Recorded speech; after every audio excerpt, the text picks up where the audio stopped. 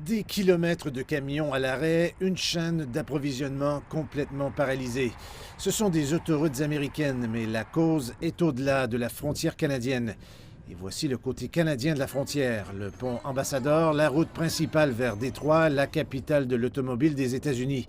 Il s'agit du pont Blue Water à 100 km au nord, également bloqué. À Washington, la Maison-Blanche s'inquiète et s'implique. Le pont Ambassador est le plus grand lien entre le Canada et les États-Unis et représente environ 25% du commerce entre les deux pays.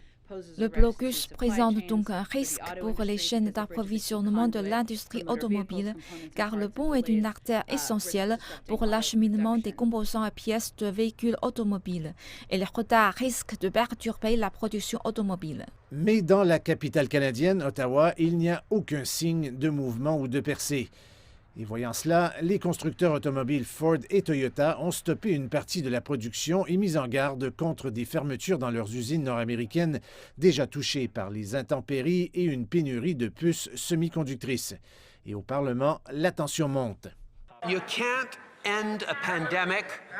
Vous ne pouvez pas mettre fin à une pandémie avec des entraves sur les routes. Vous pouvez mettre fin à une pandémie en les diminuant. Vous pouvez même y mettre fin par une législation. Vous devez y mettre fin avec la science. Vous devez y mettre fin grâce à des mesures de santé publique.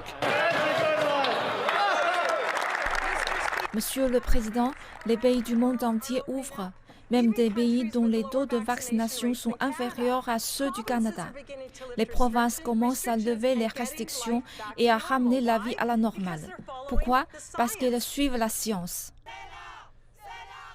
Les perturbations en Amérique du Nord motivent des mouvements similaires dans le monde entier, comme à Nice, dans le sud de la France.